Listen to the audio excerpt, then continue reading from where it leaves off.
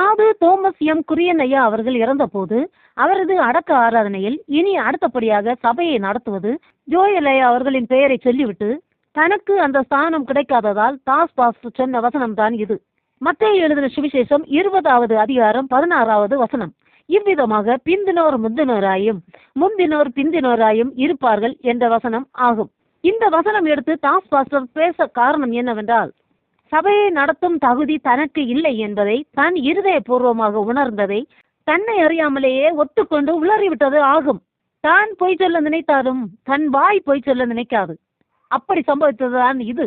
தனக்கு சபையை நடத்தும் தகுதி இல்லை என்று ஒருபுறம் குத்தியும் மறுபுறம் வெட்கமல்லவா என நினைத்து ஐயா என்னை பற்றியும் சொன்னதுண்டு. அது பற்றி யாரும் என்னிடம் கேட்கக்கூடாது, கேட்டாலும் சொல்ல மாட்டேன், சந்தர்ப்பம் வரும்போது சொல்லுவேன் என்று சவால் விட்டு சொன்னதும் ஆகும்.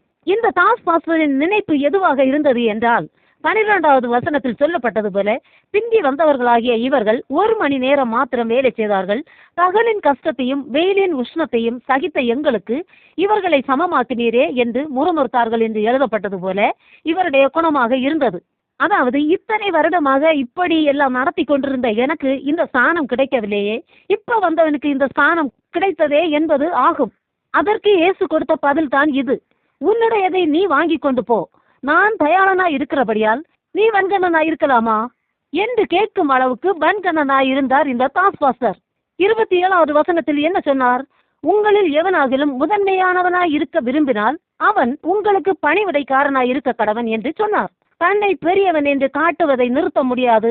பின் எப்படி அதிக சம்பளம் வாங்க முடியும்? முடியாது. எப்படியும் தன்னை பெரியவன் என்று காட்டியும் நடத்தியும் இவருடைய சாபு பிரசங்கம் கேட்டு வருகிறவர்களும் ஜெப வீட்டிற்கு வருகிறதில்லை. எப்படியும் சபை வேறு சிலரால் வளர்ந்தாலும் தாஸ் பாஸ்டரால் கெட்டு போய்கொண்டே இருக்கிறது. புத்தியுள்ளவர்கள் கண்டிப்பாக சிந்தித்து பார்க்கத்தான் வேண்டும். கேட்கிறதற்கு காதுள்ளவன் கேட்கத்தான் வேண்டும். இல்லை என்றால் அவரவர் ஆத்மாவை தப்புவிக்க முடியாது. கர்த்தர் நம் அனைவரையும் ஆசீர்வதிப்பாராக. ஆமேன்.